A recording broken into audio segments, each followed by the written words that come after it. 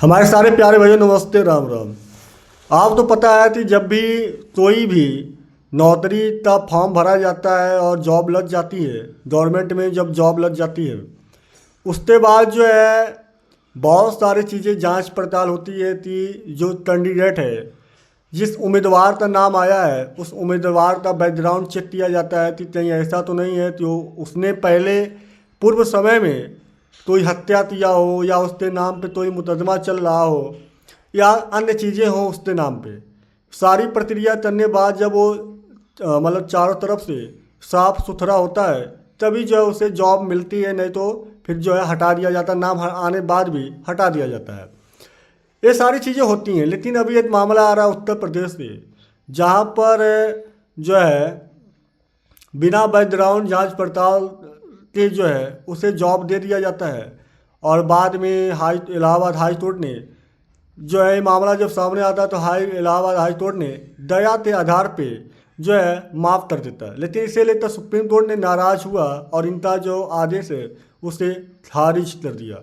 अब supreme court इस चीज़ को लेकर क्या बोल रहा है, उन चीज़ों पे हम बात करते हैं कि सुप्रीम कोर्ट ने ऐसे चीज़ों में क्या चीज़ें बोला है और क्यों ये इतना ज़्यादा महत्वपूर्ण मामला बनकर सामने आ रहा है। उत्तर प्रदेश सरकार की अपील पर सुप्रीम कोर्ट ने निर्णय सुनाया। यह अपील इलाहाबाद हाई कोर्ट के उस फैसले को चुनौती देने पर थी जिसमें एक सरकारी कर्मचारी की नियुक्ति बेरोक-टोक बहाल कर दी गई थी, जबकि उसने अपने आवेदन में आपराधिक मामलों की जानकारी नहीं दिया था। कर्मचारी कौन था, तो हम बात रही है एक जो है सहायक समीक्षा अधिकारी था। मामला था कि जिसे यूपी लोक सेवा आयोग के तहत सरकारी नौकरी मिली थी। अब क्या हुआ और नियुक्ति में छुपाया गया, ये बातें हम करें तो उस कर्मचारी ने आवेदन और सत्यापन फार्म में यह नहीं बताया कि उसके खिलाफ 2 आपराधिक मामले पहले से लंबित थे। बाद में यह पता चला कि 2018 और 2019 के आपराधिक मामले उस पर जो है दर्ज थे, लेकिन उसने इन्हें जो है छुपाया था। सुप्रीम कोर्ट ने क्या कहा, तो उससे हम बात करें तो सुप्रीम कोर्ट ने इलाहाबाद हाई कोर्ट के निर्णय को रद्द कर दिया और यूपी सरकार की अपील तो स्वीकार किया। बात करें जो है यहाँ पे सुप्रीम कोर्ट की तर्क जो सामने आई, कोर्ट ने कहा कि सहानुभूति मतलब दया कानून से ऊपर नहीं हो सकता। अगर कोई नियम तोड़ता है और सही जानकारी नहीं देता है तो उसके लिए दया या आधार नहीं बनाया जा सकता।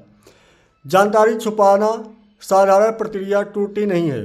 सुप्रीम कोर्ट ने स्पष्ट कहा कि आवेदन फार्म में आपराधिक मामलों की सूचना देना केवल औपचारिकता नहीं बल्कि मूलभूत आवश्यकता है।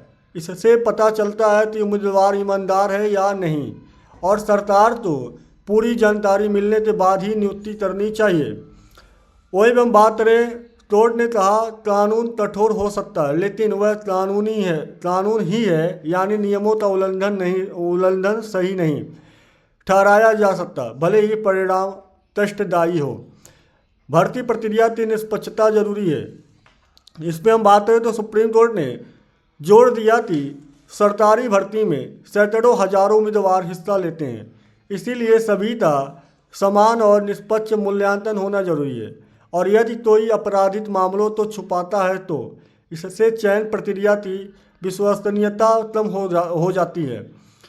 यह हमेशा नौकरी छूटने जैसा है, तो हम बात करें सुप्रीम कोर्ट ने कहा कि हर मामले में निष्कासन की अंतिम परिणाम नहीं होगा, परंतु अच्छी जानकारी छुपाना गंभीर दोष है।